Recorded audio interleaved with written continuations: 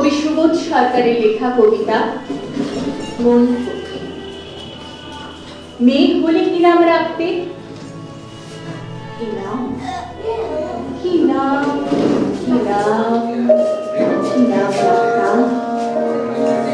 ময়ূরপঙ্খী। কম্বরে 19 জন কবি, লেখক, অধ্যাপক বলেছেন, বুঝলে, এক ছেলে ছেলে নয়, তোমার একটা মেয়ে দরকার।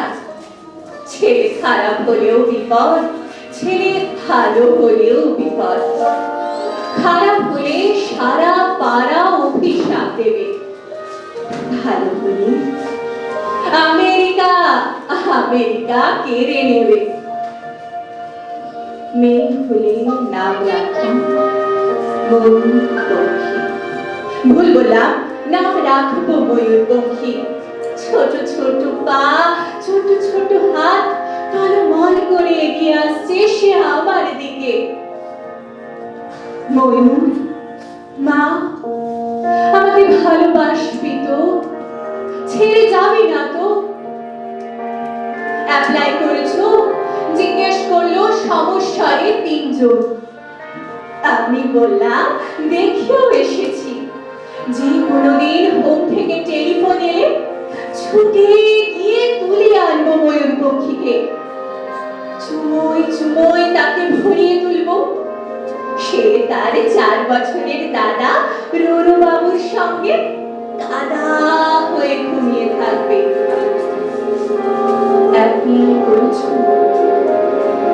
মাত্র 2টি শব্দ, 2টি ধ্বনি, এত তীক্ষ্ণ আগে কখনো লাগেনি।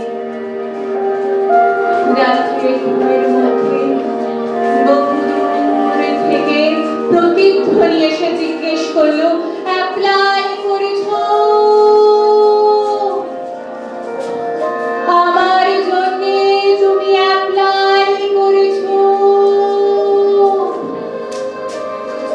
হাওড়া, শিয়ালদা, চৌরঙ্গি, কালীঘাট, শোভা বাজারের ফুটপাত থেকে ছোট ছোট কচি হাত, হাজার হাজার হাত উঠে এলো ঘুমের ভেতর।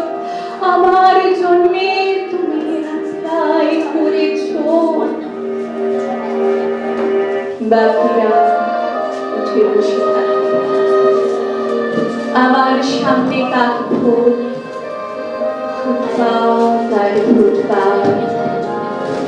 ঘুমিয়ে আছে এক ভারতবর্ষ ময়ূরপঙ্খী।